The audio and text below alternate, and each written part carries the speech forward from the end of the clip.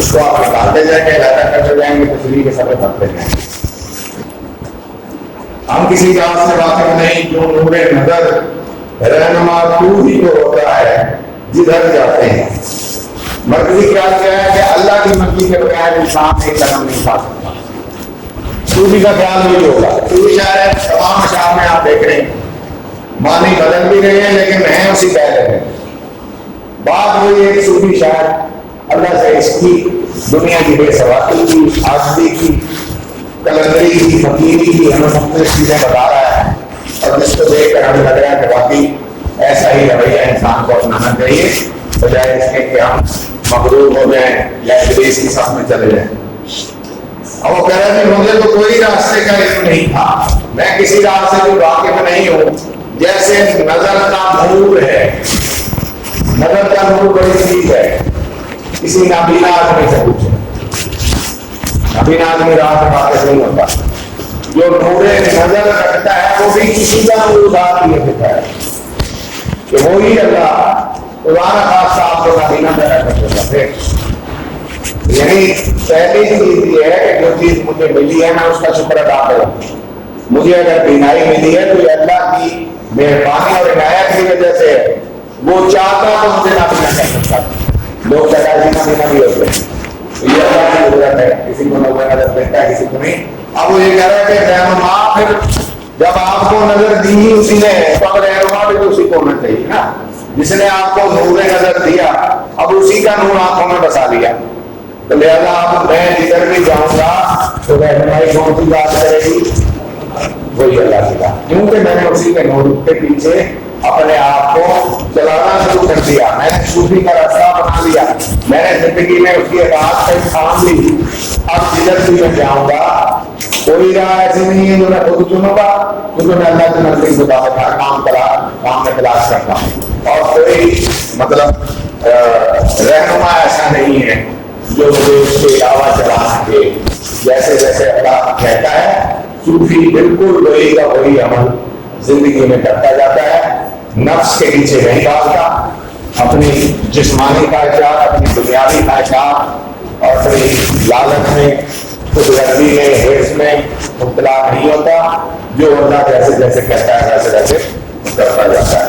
وہ کہتا ہے یہ راستہ بھی تو نے ہی دکھایا ہے مجھے، یہ شکر بھی ہے نہیں میں اضافی طور پر تصویر میں آپ یہ بھی ڈال دیتے ہیں درد اللہ تعالیٰ کے حضور شکر گزاری کرتے ہوئے کہتے ہیں کہ مجھے یہ راستہ بھی تو نے ہی دکھایا ہے کہ میں نے تیری ہی تعلیمات کو اس پر عمل درآمد کرنا، ان کی پیروی کرنی۔ آپ معلوم نہیں ساتھ سے اپنے شب و روز لوگ جاتے ہیں چلے تو یہ کدھر جاتے ہیں۔ شب و روز میں تضاد بھی ہے، سنت تضاد ہے، شب کے معنی رات، روز کے معنی دن۔ افسوس کا کلمہ ہے، کسی بات پر افسوس کا اظہار کیا جائے تو ہم کہتے ہیں اور افسوس ہوا۔ یہ جو لوگ ہمارے ساتھ سے دن اور رات چلے جا رہے ہیں، غائب ہو رہے ہیں، کہیں چلے جاتے ہیں، فوت ہو جاتے ہیں، کدھر جاتے ہیں؟ یہ راز ہے، کائنات کا راز ہی یہی ہے۔ اس میں مختلف اسلامی تعلیمات ہیں ویسے، اس کے بعد کیا ہوگا، مرنے کے بعد موت کا منظر اور قیامت کا منظر ہمیں سکھائی ضرور گئی ہے، لیکن نہیں شاید کوئی ایسا ہے نہیں جو گیا اور واپس آ کے بتا سکے کہ میں کہاں گیا تھا۔ یہ لیک ان دا ڈارکنیس بھی کہا جاتا ہے، یہ اندھیرے کی سلام ہے۔ کوئی جانے والا واپس آ کے بتاتا جو نہیں، کوئی پتہ نہیں کیا ہے، لیکن اصل میں وہی ہے کہ جو آپ کے اعمال ہیں وہی کچھ آگے ہے۔ آپ دنیا میں اچھے انسان ہیں تو آپ اچھا سلوک ہے، آپ دنیا میں فرعون ہیں، نمرود ہیں، شداد بنے ہوئے ہیں، چھوٹے زمانے پر بھی گھر میں بھی فرعون ہو سکتا ہے، گھر میں بھی شداد ہو سکتا ہے، گھر میں بھی نمرود ہو سکتا ہے۔ آدمی کا رویہ ہی شداد نمرود ہے۔ اگر آپ اللہ کی رحمت نہیں ہے آپ پر اور آپ ظالم آدمی ہیں، وہ مصر جانے کی ضرورت نہیں ہے، یہی کھاتا پورا ہے۔ ایک سیکنڈ اس میں مقطع رہ گیا ہے، پہلے کے درد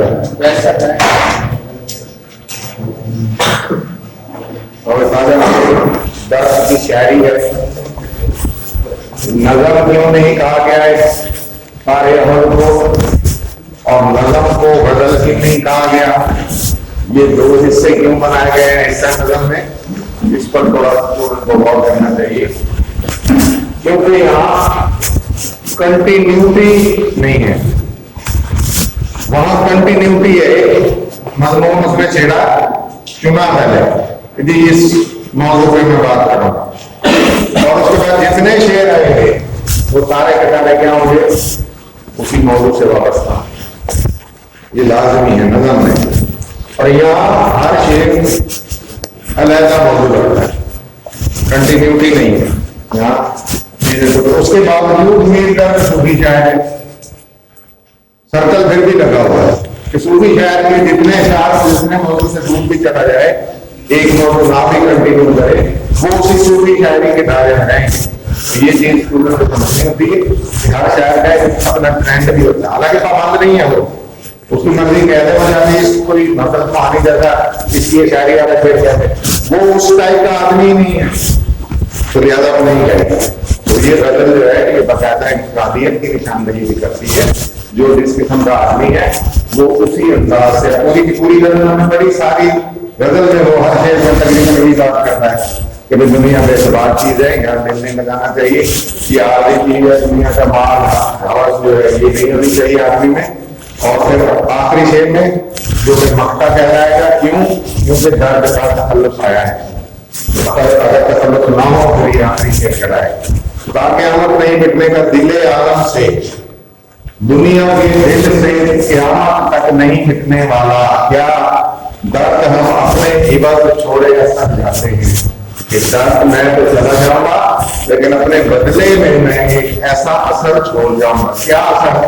ایک کلام جس کو پڑھ کر لوگ جو ہے وہ مجھے یاد رکھیں گے، اس کے بعد جو اتنا یاد رکھا گیا کہ 1785 کے موقع میں والا آدمی آج بڑھا گیا یا اثر تو تھوڑا سا، یہ بات ہوتی ہے۔ ویسے ہی شاعرانہ ترجیح کہی جاتی ہے، اپنی بڑائی نہیں کرتا ہے، وجہ ہے وہ دیکھا دیکھ کر کے تخلیق کرتا ہے تو کہیں نہ کہیں پھر اسے یہ خیال ضرور آتا ہے کہ میں عام آدمیوں سے رہ کر اور دوسرے سے پھر وہ ہر شہر میں شاعرانہ ترجیح کی ہے، تعلیم میں کی ہے، لکھنے کی ہے، درد میں کی ہے۔